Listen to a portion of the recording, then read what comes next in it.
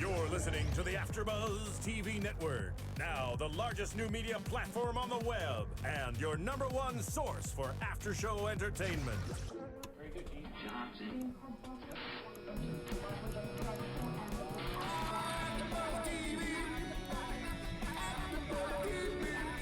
From the AFTERBUZZ Studios in Los Angeles, California, presented by Maria Menounos and Bing.com, and streaming live thanks to Akamai Technologies. This is AFTERBUZZ TV Sleepy Hollow After Show.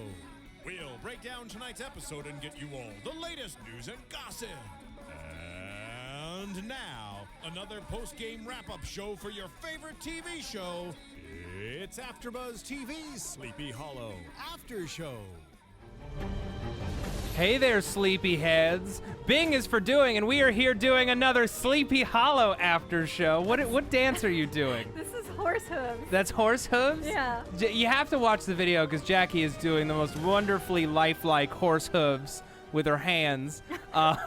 This is episode 105, John Doe. I am Matt Lieberman, and joining me on the panel, as always, are the fabulous and wonderful Miss Jacque Borowski. Hey. And the hilarious and talented Mr. Stephen Lemieux.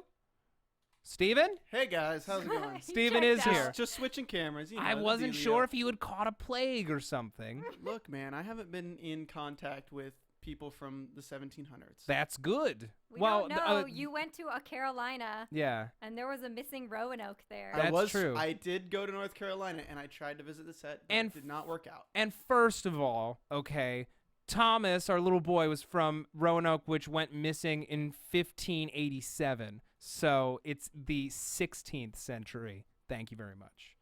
You're super welcome. I am a super nerd. Anyway, we had a big episode tonight. We finally got another horseman in the mix. I think we got a big move forward. What could have ultimately been a disposable,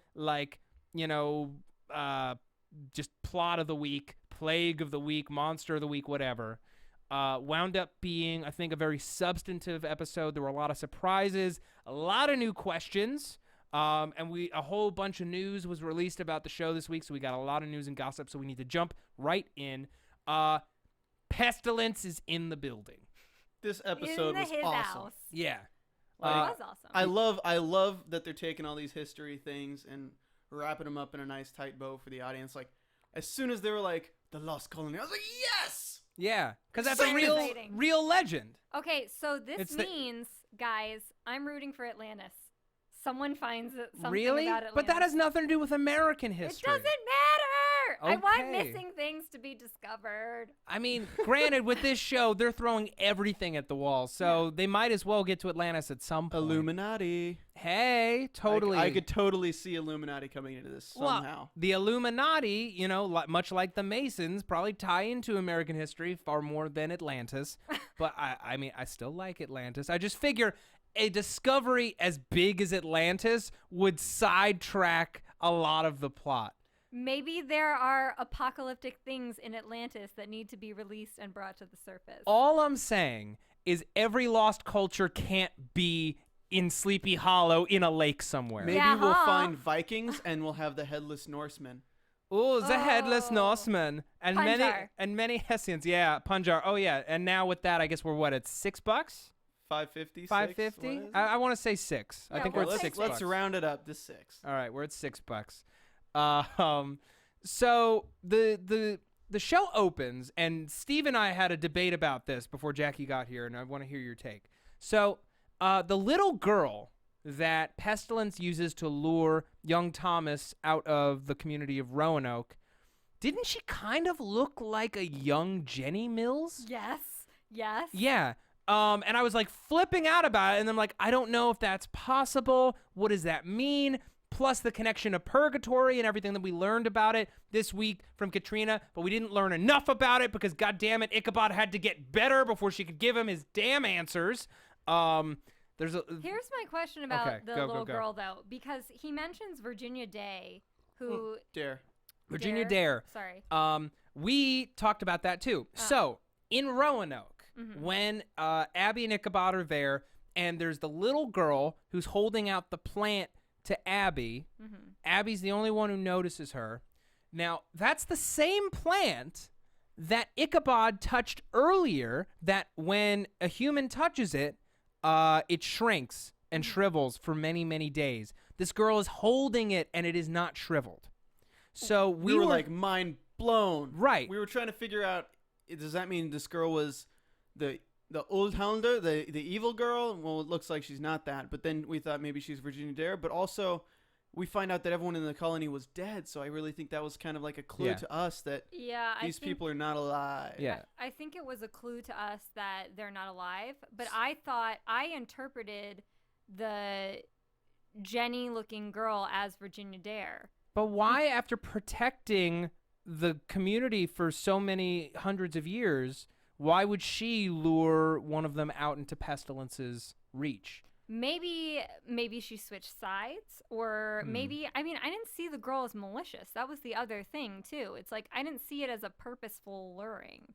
Interesting. So, that whole, since they never really mention her, but the other problem is she did look a lot like Jenny Mills. So that whole question is, and I feel like that casting was purposeful. Right. Yeah, and it's also that they're very careful with what they do with the makeup, and that girl who lured him in was very made up. So it's either going to be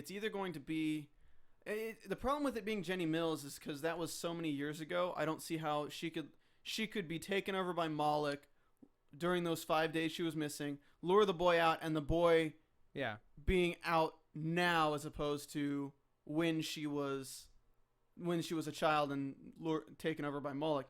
But what I also see being kind of possible is Moloch taking the form of a girl or Pestilence taking the form of something. That's entirely possible. Yeah, I see Pestilence that. turns into black smoke, as we all know, can turn into other things. Yeah. I have a theory, and you guys can tell me I'm batshit nuts. You're batshit nuts, Matt. Thank you. We already knew this. But, so my theory... It's why we love you. I know. Well, my theory, because we learned what we learned about purgatory this week, and I apologize to those of you at home who are expecting a chronological dissection of this episode, because it just won't be. There's too much to talk about. There's too much information. There's topical versus... Right. So I apologize. We're going to try to stay on topic, but basically the topic is Sleepy Hollow, the series, as much as it is this episode.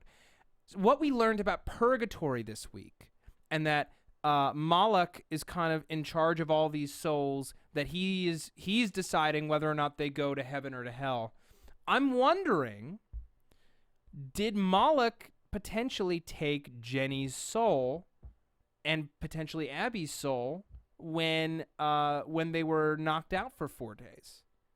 I feel like no, and here's why. Okay. There's a whole theory thing I've got going on. So I feel like no, because to me, they're still the witnesses. Yeah. And I think, though, that if you are a big supreme evil being, you can imitate anybody you like. You can take any form you like. I feel like maybe this would be a foreshadowing to him being able to imitate other people. So maybe in the future we will see like him take the form of Jenny or of Abbie or of Ichabod and cause like confusion that way. Yeah. And I think, though, because I still think these two girls are the witnesses, especially because in the end, Ichabod says Abbie's saying to Ichabod, I forget what Abbie says, but he says, you made this happen with your belief. Yeah. You made this happen with your belief as the witness. There's no mention of him as the witness, and he's basically saying, you did this. You were able to solve this on your He's own. basically saying that he's not crucial to the process. Right. And that she could do this even if he wasn't here. And she, of course, says, no, stop that. You know, it's just as much you as it is me. Right. Do you mind if I throw something in there? Never, Stephen. Go ahead. What did we learn last episode about Moloch?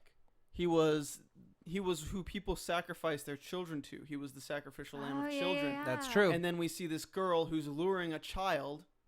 I mean, a lot of this episode had to do with children. I'm just going to throw that out there and see where your minds take it. Yeah. Okay. No, that's entirely possible. I'm wondering, if Moloch is in charge of these four horsemen, or at the very least is related to them, that Virginia Dare, the first child born in America, would be the first one targeted by pestilence, and to die of it, and then to have this spirit come back. I think that that's all very telling. Yeah. It's all very telling.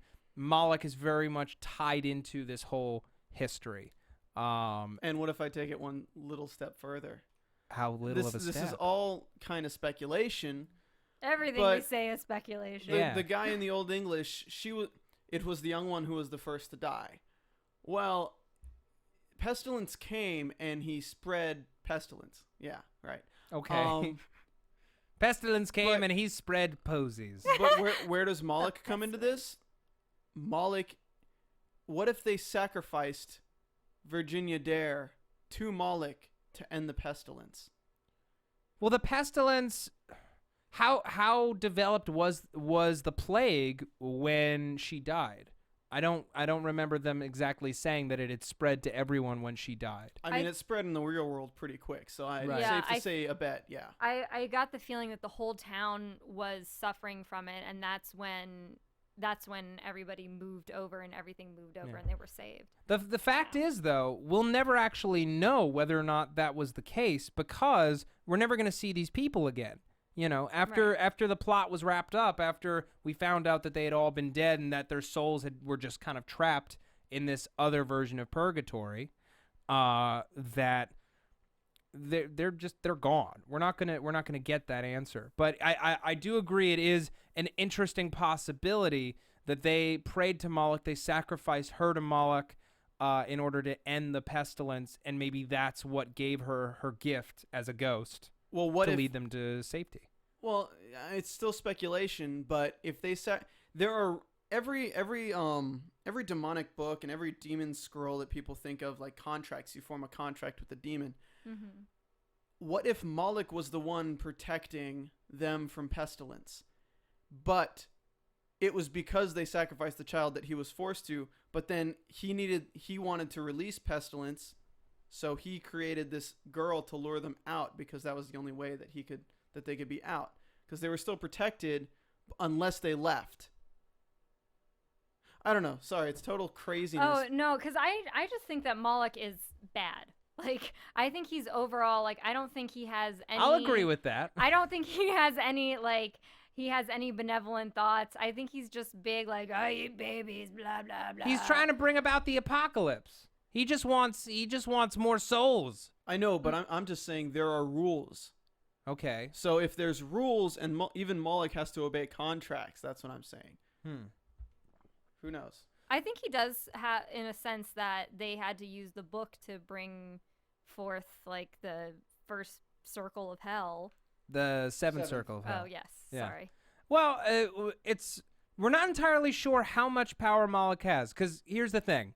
If he has to have a lot of... Sorry, I don't... No, go ahead. But okay, my question is, he has to have so much power that he can overtake purgatory. Moloch can't be the normal entity that overrules purgatory, because Moloch is from hell. So right now there's a hell, because purgatory is neutral. Purgatory is in between. Right. So right now Katrina has admitted that he's running purgatory essentially. Yeah. So he has to have enough power that he's come in and taken over a place that's not his realm. Well, he is a version of the legend of the ferryman that brings you over safely to hell and into the afterlife. So either in this universe, he's in charge of ferrying you to the afterlife, whether good or ill, or you're right, his powers have increased to the point that he is holding dominion over purgatory. And what a creepy, and they keep going back to the forest and this motif of these deep, dark woods. What a creepy purgatory they've realized for themselves with just these like shadowy figures stumbling around in the distance, lost. You know what's interesting to me is I don't know if have you guys read the Narnia books? No. One or two of them. Nope. In Narnia, in The Magician's Nephew, which is the first book chronologically, but I think it was like the 6th or 7th book. It's one of the towards the end written. Okay. But before Narnia is made, there's a world between worlds, and that world between worlds is a forest, and it has like little pools, and that's how you get to the different worlds is through that. And I was like, oh, that kind of reminds me of like Narnia. World between worlds. Well, it's a very Christian faith-based book series, and so he believed in purgatory. C.S. Lewis did. I would like to talk about our characters, if I may. Abbie. No. Yeah, no, I'm not allowed to talk about Abbie Mills, our kick-ass heroine, who finally is kind of believing in her role in this grand scheme.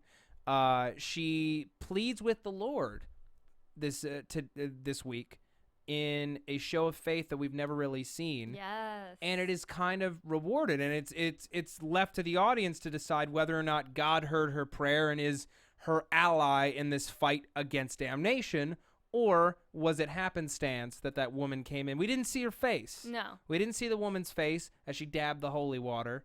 And for a hot second, I totally thought, okay, holy water is the fix.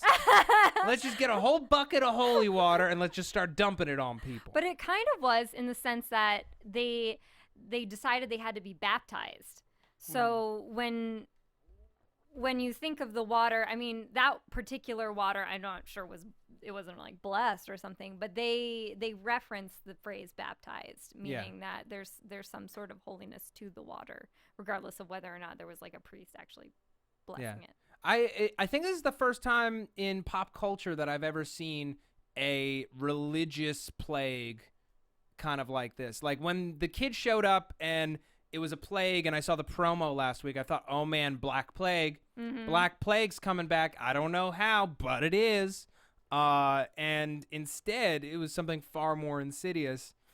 And like so creepy with the black veins and everything. And like, you know, as you die, pestilence runs you down. Not cool. Not cool at all. Dude, that where the guy died with his eyes going black and things like that was crazy. Yeah. I know. Worst way to die ever. Mm-hmm. Oh man. So we get the boy. His name's Thomas. Thomas. And it's an old Middle English. Oh my God! And can I just say, I Love want Middle that. English. I want Middle English to make a comeback. What a beautiful I know. language. I know. Beautiful. Ichabod makes it seem so sexy. I'm like, ooh, you talk to me in Middle English. Mm-hmm. Ingloin and the subtitled "Take Your Pants Off." I mean, I actually tried listening to what they were saying as opposed to reading the subtitles because it makes sense. It You does. can understand it. Yeah, especially the elder Thomas's father in the town. I caught far more of it when he was saying it than when Ichabod or the boy were saying it. And this is another way that science fiction shows really get their audience involved is when they use, like, I mean, there's Trekkians who can speak Klingon fluently, and there's so many like languages throughout different science fiction stories that bringing something back from actual history and hearing people speaking it fluently and things like that, it's awesome. Oh, well, hold so on a cool. second. Hold on a second. First of all, Trekkians. I'm just gonna Trekkies. let that Trekkies. sit there. Trekkies. No, Trekkers, because they have self-respect. Trekkies. The other thing, I'd like to define this show real quick. I would not call it a science fiction show. It is a fantasy show. Okay. It is a fantasy show because we're dealing with magic versus technology. And I know that out there are sticklers, and most people, they're rolling their eyes right now. But don't, because it's important. It's important to label such things. It's a fantasy show. It's a horror show. And I'm excited because there isn't entirely enough of that. You get like the fairy tale stuff on ABC, but other than that, Which you should still watch. 123 Jackie B here is on Once Upon a Time in Wonderland, and it's apparently a great show, and I'm gonna check that out soon this week. It's a lot of fun. I am, I promise. It's a lot of fun. It's a lot of fun, but not as much fun as this show because this show's the most fun. And you guys are awesome fans. Yeah. We got a little like tension from D-Bag Luke this week. Oh my gosh. Yeah. Why? I know, but who was on the end of the phone when he called Oxford? That is like this episode, and again, like I love Was that this Katrina? show. I have no idea because I love this show because it introduces just like little nuggets where you're like, you just opened a big door. Now we need an answer. Right, because I thought, okay, he's starting this investigation and he's going to find out that Ichabod isn't who he says he is. But the person on the other end totally confirmed he worked at or that he works there. He works there. Yeah. Yeah. presently. Yeah. Which is crazy because that's so not the truth. So I'm wondering, it's not Katrina, because Katrina basically said she's dead this week. Yeah. She's not just trapped there. Her soul's trapped there. She's dead. Yeah. She's dead. Which, you know, as like a husband, like that's screwed up because he's still in love with her. She is dead. She's not. Okay, Ichabod, move on now to Abbie. He can't move on. He got to kiss his dead wife this week. He got to get, you know, some sweet soul-on-soul action. You can't see my face, but I'm really ready for him Lip to move smacking on to Abbie. souls. But he touched Abby's back when he helped her cross the water. Oh, I know. And there was eye romance going on. Yeah, well, eye romance or not, there was soul-on-soul, lip-locking action this week. And he's going to figure out how to get Katrina out of there, hopefully. You know, I hope that Luke... That Abbie doesn't go back to Luke because Luke's such a turd. Maybe He's a little, such a turd. Maybe a little prediction for you guys. Sure. Yeah. We did see in the scenes from 3 weeks from now. Yeah, I say that so morose. And I'm gonna go off about that later. Yeah, we know you will, Matt. That we see people who capture Ichabod. We see all these scenes, but people who know who he is. I feel like the Coven has been waiting for his return because it signals the return of the Headless Horseman. Yeah. And they might have had people stationed at the university to waiting for that question to be asked. But they had no idea what excuse he would give, Or the unit. or that he'd even find the police. But he was a professor there for sure. Sure, Yeah, he was like there. So the university might be in on it. Yeah. I don't know. All I'm saying is that unless they got people in the police department, like unless Luke's partner, who's like trying to get him not to investigate it and to Luke's just be partner a is good like, guy. Yeah, Luke's partner is like trying to get him to not be a D-bag, but Yeah. Luke is like, no, really, I am captain of the D-bags. Exactly. So unless Luke's partner is a member of Good Coven and he's the one who set that whole thing up and they have plants at Oxford and whatever, okay, that I'll buy. But unless that's going on, there's no way they could guarantee. The writing on this show is too smart to leave a plot hole that Well, then big. there's is Frank, right? Yes. Orlando oh my gosh, Jones. Steve. Frank Yes. Irving. What the new guy we meet who's actually backing Frank's decision to let Ichabod on. Yeah. He says, well, maybe there's something our captain knows that you don't. And that kind of leads me to believe that Frank knows a lot more than we think. Oh, he definitely and does. Frank might have even set that backstory up to boost his credentials with using Ichabod, because you know there's no way he'd be able to use him otherwise without it being a valid source. But that doesn't track, because then why would he be in their way so much at first? I think part of the thing is he was in their way so much at first. To force a bond between them? No, to kind of just. I mean, he's to seen kind of some show that crap. he doesn't know as much as he knows. He doesn't want to play his hand. And I think if he outright said, "Yes, I believe this crazy theory," then they'd be like, "Okay." No, I think not to totally discredit what you're saying. I really think that he doesn't know what the hell's going on. I think he knows a little bit more now, but I think he's more trusting in Ichabod now that the things he's seen. Yeah. And especially after this episode with people being cured after trusting Abbie, after he trusted in Abbie. What's also interesting about this show is the people in the town gaining faith. And that was a big theme, was Abbie having her faith, and you really need her faith. And now Frank has his faith. It's like, what if we need the whole town to have faith to stop the apocalypse? Like, what if it's a more widespread thing? But Frank just totally buys into some of this stuff. Like this episode, I felt like was Frank's total like. It was a turning point for him. Yeah, he was totally like, Abbie, I'll help you out. Yeah. Sure. Like that doesn't sound too crazy at all. Yeah, like okay, that's. I inserted that part. That's but. the difference between his behavior this week and every week before. Every week he's given her enough rope to hang herself with. He's given her time. He's given her a little leeway. This was the first time he was like, okay, I'm gonna help you break these guys out of the hospital. Right.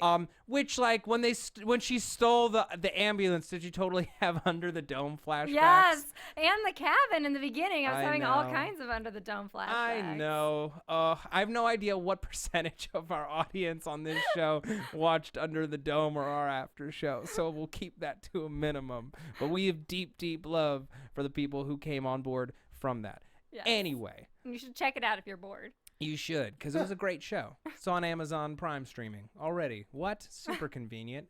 How dare you be that convenient, Amazon Then watch Prime. our after show. Yeah. Speaking of streaming services, many of you may be watching this on YouTube. We love your comments on there. We're so happy to have such a passionate following and fan base. And Awesome. Jackie and I have been just going at it all week, responding to your comments. And we will continue to do so because we love having a conversation with our fans. And thank you to all the fans who have written us up on iTunes and given us amazing 5-star reviews. You totally rock. And if you could keep it up, we'd love to continue to be in the top 10 for the 5th week in a row.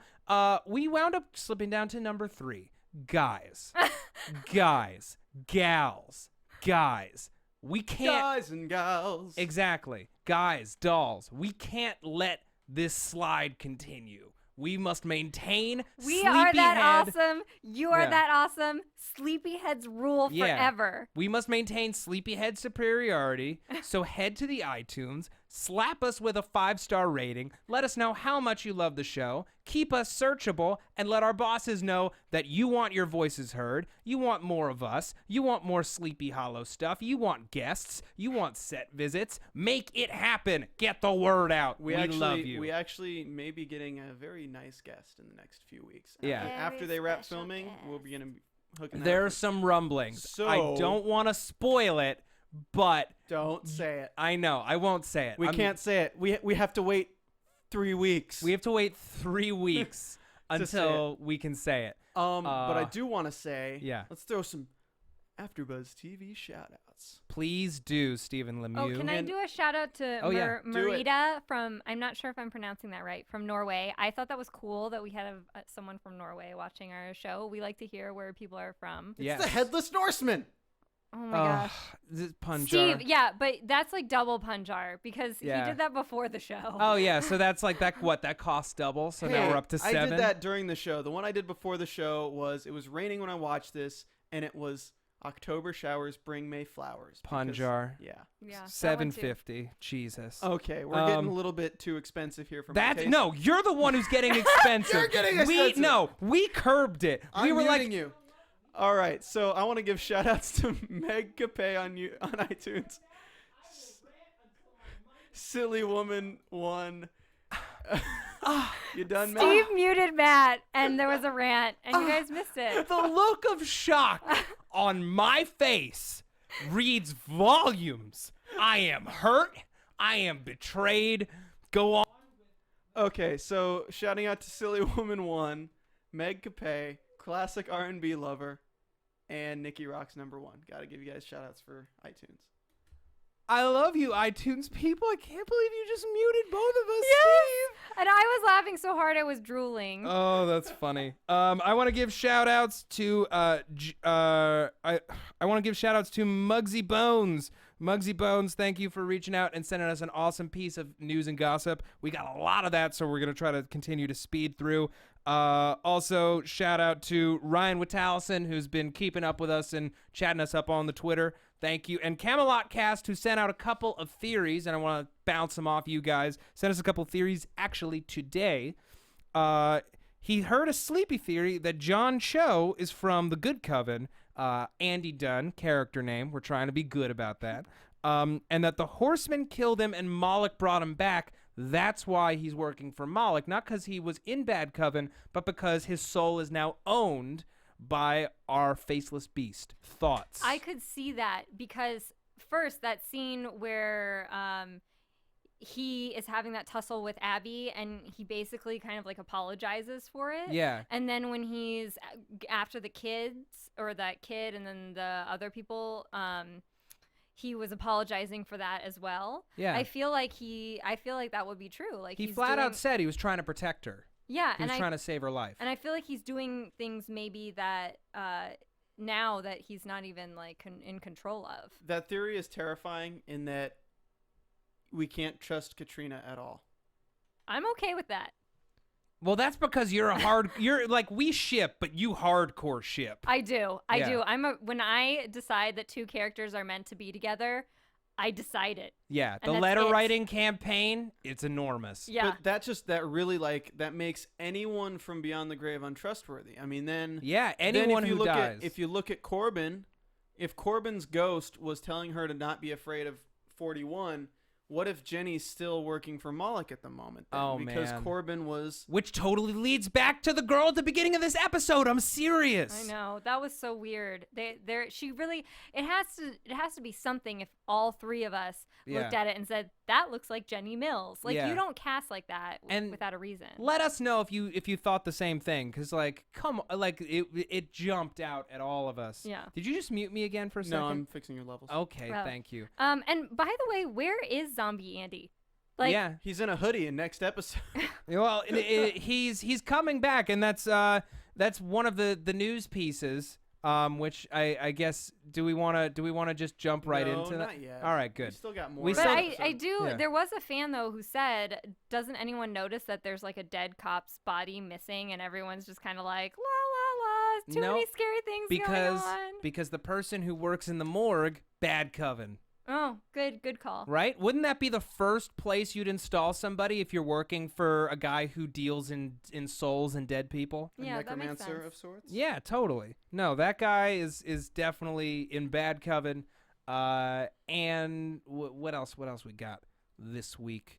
I'm pouring over it in my head. Dude, so they walked on water. Yeah. yeah. Like totes, Jesus. totes my goats, dude. Another bit of Christ stuff that we got, and kind of tying into the theme of belief for the week. Well, it was the symbol of the voyage. It was the symbol of the Mayflower voyage that Mhm. was from England to the Americas. Was that Was that Gothic cross, yeah. that was on the trees that signaled to Ichabod that there was a secret passage.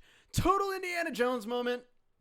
I know. Total national Icha- treasure Yeah, moment. Ichabod knows everything. He's super like smart and resourceful. Love me some Ichabod. Dude, when Yeah. they walked through that and there was the freaking Roanoke, I was like, what? Yeah. Oh, yeah, That was no. awesome. He was flipping out. He was so excited. I was flipping out.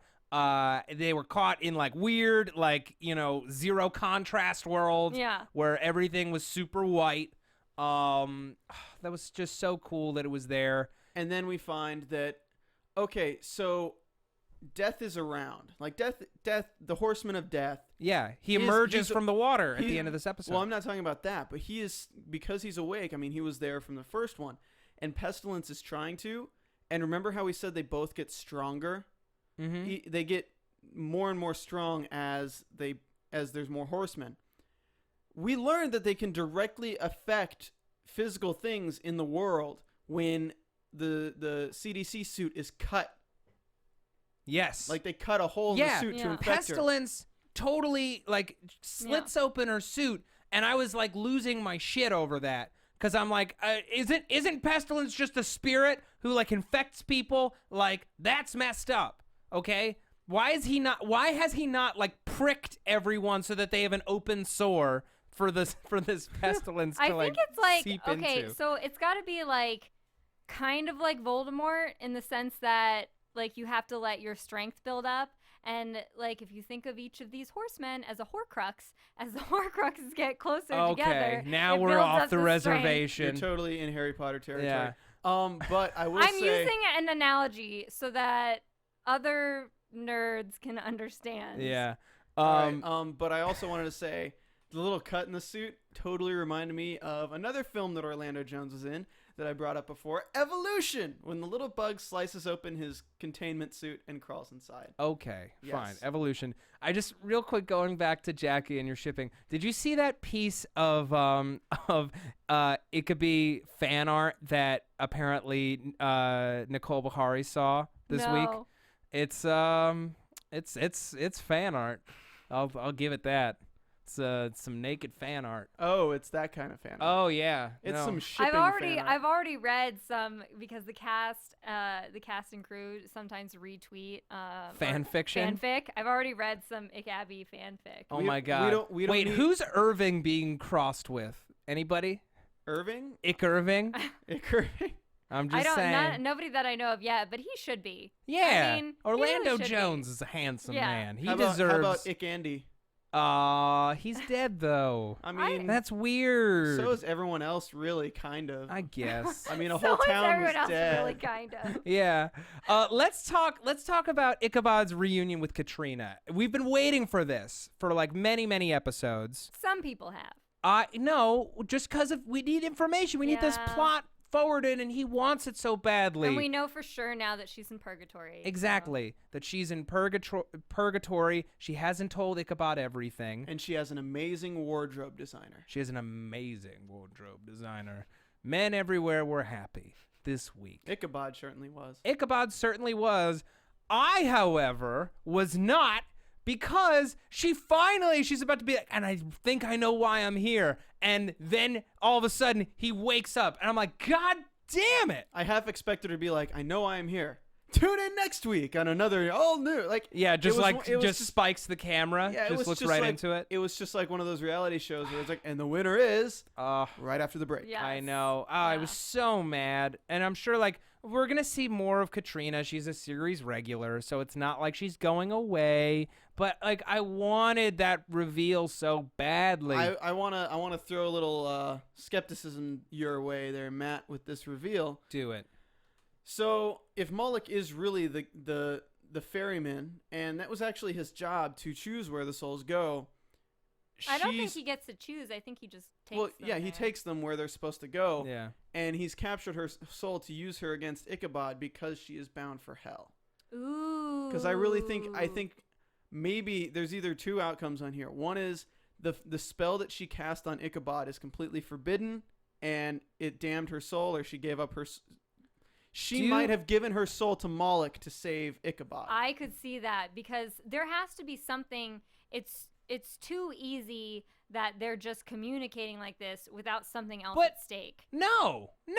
She loves him too much to become a pawn that could potentially kill him. But that's also maybe Steve's she saying can't be didn't- used against him, but at the same Directly. time she gave her soul Yeah. to Moloch to save him. Steve is saying that she sacrificed herself basically so that he could be saved. Well, then why would she be like, I think I know why I'm here? She'd be like, I know why I'm here. It's because I actively did this thing. I think there has to be some mystery there Well- that she has since But see- solved Well, Matt, in that's- being that's- dead. That's the thing. But see, is she's stuck in the world between worlds. Like if she knew for sure, if she knew for sure this was forbidden, because I'm jumping on this bandwagon. There's something weird going on with her. Right, but if Jump she on that bandwagon. But if she actively gave her soul Then to she Moloch, would be in hell. No. Instead of in purgatory. no, she would be in purgatory because he's the master of purgatory and he has her soul. But Matt, I think she thinks that giving her soul to Moloch would mean he would send her to hell.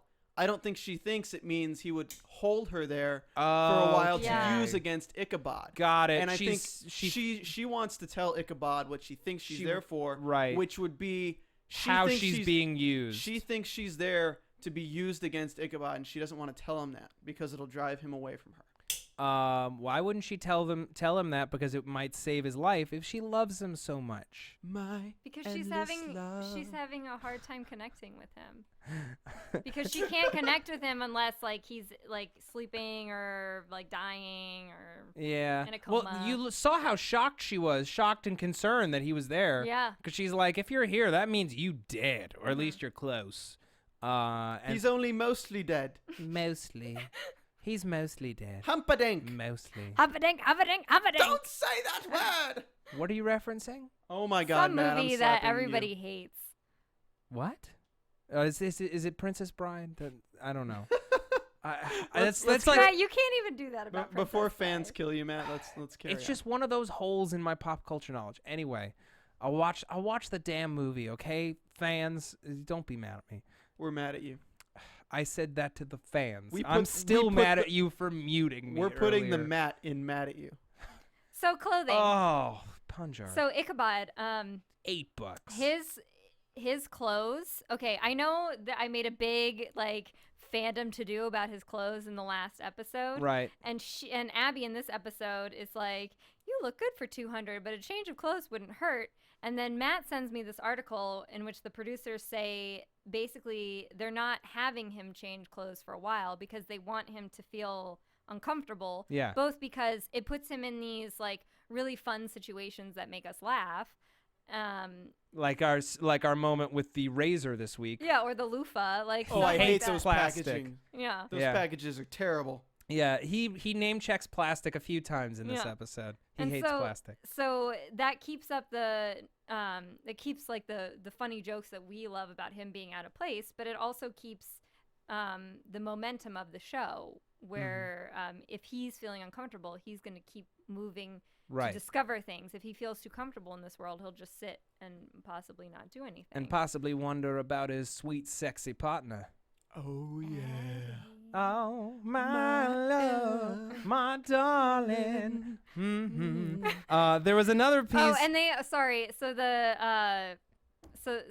so somebody else pointed out too that I had totally forgotten. Like I remembered he was in the shower because how could you forget? how could I forget? But I had forgotten that he washed his clothes. So I take it back. Yeah. Ichabod, you're not stinky. You're He's just not wearing stinky, old clothes. And he's moving into a rustic cabin because that's the right speed for He's him. moving into the cabin. The cabin. I love it. I think that's perfect for him. He can't be living in a motel. Yeah. And speaking of speaking of fanfics, I got to talk about my plane flight today because the whole time I was thinking of what would it be like if Ichabod was on a plane. I know. Oh that yeah, was and you so sent funny. off a stream of tweets that were beautiful. Here's just a few. Why must I be removing my butts to pass through this inspection? Do you mean boots? Yeah, he means boots, not butts. No, bots. They're what they called boots back then. Okay. These blue uniformed soldiers of this aerial station do not look up to be the basic physical standards. My favorite was the peanut one. I do enjoy peanuts. In response to someone saying, "Would you like some peanuts?" I Yes. do enjoy peanuts. Yeah. Yes. And what is going on? This metal capsule is shaking. Lieutenant, why must my tray table be up in its upright position? I did like that one too. Yeah, that was a really good I like one. to have fun with this show, Okay, guys. I want to talk this news and gossip because we're gonna have at least AfterBuzz TV News. because we're gonna have at least another 10 minutes of speculation after this. So, TV Guide posted a piece this week because of New York Comic-Con. There was a panel, there was some footage shown, and exclusive footage shown at New York Comic-Con revealed that Ichabod's two leading ladies will have to team up to try and save him from a new evil in the November 4th episode. I know, which again, I'm like, how evil can Katrina be if she's also coming to Abby for help? I don't think she's evil. I think what Steve's point was is that she's maybe put in a precarious position. Okay, fine. Maybe I'm oversimplifying, but Or she's a trap to lure Abby into help. It's Quote unquote. also, Air quotes. also possible. After a hilarious trip to a local baseball game, Ichabod's day takes a turn for the worse when he's abducted. Katrina then makes a surprising visit to Abby, warning that the Headless Horseman is returning to Sleepy Hollow that night and only Ichabod can stop him. Katrina also dropped the game-changing revelation that she's found a way to reverse the spell she put on her husband, which bound his life to the Horseman's. Ichabod simply has to be sanctified by a Sin Eater, played by John Noble, who we saw in the preview for 3 weeks from now. While that sounds all fine and dandy, we have a feeling getting sanctified will be harder than it sounds. We also see the actor, I can't remember his name right now, that plays Dexter's brother in season 1 of Dexter. Yes, who played that and was also on True Blood Yes. as that vampire who raped Tara in season Ah! 3. Wow, spoiler alert, Matt. Thank you. Sorry. Well, it's okay. Sorry. You want to go ahead and tell them what happens at the end of Breaking Bad, too, Matt? No, I don't want to tell them that. And we'd already addressed the bit about Crane's wardrobe, which comes from a piece on Vulture about why Sleepy Hollow became a breakout hit, detailing that Philip Iskov, the executive producer, That was a cool story. he had never had a professional television He's credit a before. UTA assistant. He was an assistant at UTA who had a clever take on the old tale, and his bosses liked it and set him up with their clients, Alex Kurtzman and Roberto Orci of KO Paper Products. They brought in Len Wiseman, and thus a show was born. And they complement the show's fun atmosphere and tone and the great charismatic leads. And there's been an audience that's just found this show, and they're all super awesome. They And they didn't use love those it. words specifically, Yeah. but I do. You should follow Philip Iskov on Twitter, though. I because, do. Yeah, I was talking to our fans, but you Yeah. too. I'm pretty sure you did. Yeah. But he tweets all kinds of interesting things about the show, about television, so Yeah. you should check it out. You know, in many ways, he's one of us. He's never had a show before. He's never written for TV before. He's just someone who loves the medium and had a great story to tell. And I think we should show him all the support that we can. Yeah. Because I think it's his influence, potentially, that's making this show so fun and great and fresh. Totally fresh. Totally. All right, now I want to talk about a gripe that I have against Fox and the world of sports.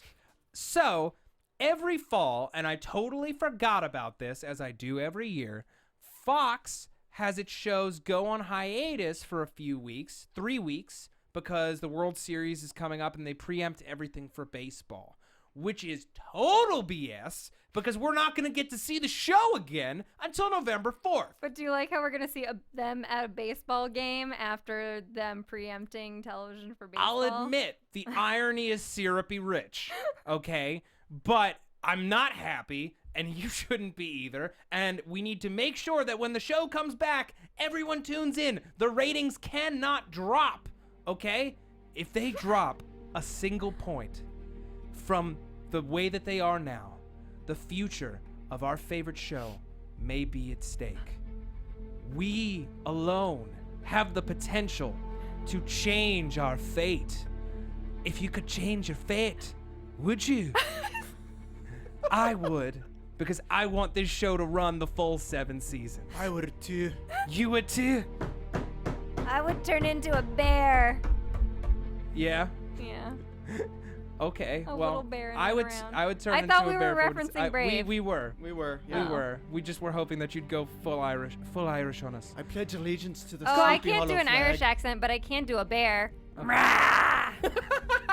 Oh my god. That killed the music. Oh yeah, the music and the that- music that ruined died. it. But point being, Keep with the Irish accent.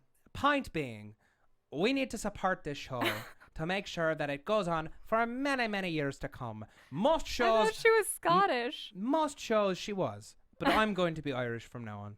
Most shows never on Fox never recover from the baseball preemption. You look at New Girl; it had a 4-0 in the demo. 4-0. A 4-0, which is unheard of nowadays. And then when it came back, it had lost 2 million viewers in the demo. 2 million. 2 million. It's preposterous. It's unacceptable. Unacceptable. So we must all throw our support behind the show and behind Philip Iskov, our brave executive producer. As we get in predictions. And now, Are you guys okay in there? Sometimes, Steve, I wonder, do we have too much fun? You And can never have too much fun. that's the thought I have after that. Mm-hmm. Thank you, Jackie. It's the thought I have here. It's the thought I have in watching Sleepy Hollow. All right, Jackie, what do you think is going to happen 3 weeks from now? We We know about the baseball game and that he's kidnapped. We know that the Headless Horseman is back and he's on his way back to town. For whatever reason, didn't keep his AK-47 under the water where he was staying. where he was taking a nap. Yeah, he's taking a headless nap. You know. He's resting in his body. Right. What do you think? I think that I agree with Steve that something is weird with Katrina, Mm-hmm. and that she and Abbie will have to work together, but I think it might reveal something else about Katrina and why she's stuck there and what that situation is exactly. Okay. Steve, what do you think? I think you should go next. Okay. There's a few things, just going over all the footage that we saw at the end of the episode tonight. I didn't see Jenny anywhere. See, this is another thing that a fan told me. She's on Nikita, Mhm. so my guess is because they set this up for her to be in the back, she has to go back in the asylum before Abbie can get her out Right, again. and she's going to release her in 6 months. Yeah, I feel like she's gonna come out like in the last couple of episodes of the season. Yeah. She'll either come out by the finale or she'll come back in the second season. Didn't see her. I think we're definitely meeting all of our covens in the next couple of episodes. Yeah, got to. Yeah. Got to know what's going on And with that. the Horseman's head is back in play. We saw it. We saw it from behind. And I'm curious how the Horseman gets it and what happens when he does. I don't know if we're going to meet another Horseman this season, but I do agree with the TV Guide prediction that getting sanctified by the Sin Eater is going to be more difficult than it looks. John Noble booked for at least 3 episodes, potentially more, and I'm so glad to see him on the show. I love him. I love him from Fringe. He was robbed of his Emmy like 3 years running for playing so many sides of his character on that show. I'm just stoked to see what he brings to the table. And I think we're going to see our leads get closer. Yeah. I think I think that Frank knows that Andy's alive as a zombie. I think so too. I think that's probably the one person that Ooh. I think that's the one thing that would make Frank kind of more believing in the story. And That's interesting. I think Yeah. that would be the one thing that would make Andy would be able to tell Frank things that he wouldn't be able to tell the witnesses without Moloch right. deciding to want to kill him. But why wouldn't he tell Abbie about this? I feel like Frank knows a lot more than he's telling people, because he did tell police officer D-Bag that Luke Morales. Yeah, is just- his name. okay. He did tell him, assume I know everything. Yeah. And I feel that was another, like, that was an aside to the audience too, because he seems to be a little too, without having seen too much, Mm-hmm. he seems to be a little too giving to be like, okay, Ichabod, you come here and help out. Okay, Abbie, you want to go do that? That's fine. And I think without having seen all of the things that Ichabod and Abbie have seen, Mm-hmm. he's still willing to give up a lot. And I mean, I understand he has a trust in Abbie, but he has no real reason to trust Ichabod. So my guess is that he knows a lot more than he's letting on, and he knows that Andy's alive. Assume he knows everything. Okay, fair enough. I got a song just for going out tonight, because Is it What's Love Got to Do with no, it? no, it's actually more in response to We didn't the have a Horseman song being this back. week. So Yes, that was sad. we're rocking it out. Oh yeah, Because he's back in the saddle again, guys. 3 weeks from now. that's true. 3 weeks from now, we're going to have some Sleepy Hollow madness going on with you guys. Thanks so much for tuning in. Yeah. Jackie, where can the people find you? At 123 Jackie_B on Twitter, and at 123 Jackie B, all one thing, on Instagram. And Jackie is spelled Jacque. Find us and join the conversation. Yes, and they can find you on Once Upon a Time in Wonderland here on AfterBuzz TV. That too. Please watch that. That too. Stephen Lemieux, where can the people find you? You can find me engineering these great shows here at AfterBuzz TV. You can find me on Twitter at Stephen Lemieux, StephenLemieux, or doing the South Park After Show Wednesdays at 7 o'clock. Awesome. Definitely tweet at us. We like to have little funny Ichabod tweets now and then. Hooray. Hooray. And you can find me on Twitter at Matt Lieberman. That's MattLieberman. You can also find me here on AfterBuzz TV on the Agents of S.H.I.E.L.D. and Sons of Anarchy after shows. I just want to quickly plug something. One of our hosts here at AfterBuzz, Steph Z, is taking part in a program called The Friend Movement. They are traveling across the country from Chicago to New York on foot to promote awareness about bullying in schools. You can check that out at friendmovement.com or at friendmovement on Twitter. Thank you guys so much, and we will see you in 3 weeks. Stay tuned! Woo-hoo! From Bing.com, executive producers Maria Menounos, Kevin Undergaro, Phil Svitek, and the entire AfterBuzz TV staff, we would like to thank you for listening to the AfterBuzz TV network. To watch or listen to other after shows and post comments or questions, be sure to visit AfterBuzzTV.com. I'm Sir Richard Wentworth, and this has been a presentation of AfterBuzz TV. Good Good night. night, sleepyheads. Woo. The views expressed herein are those of the hosts only and do not necessarily reflect the views of AfterBuzz TV or its owners or principals.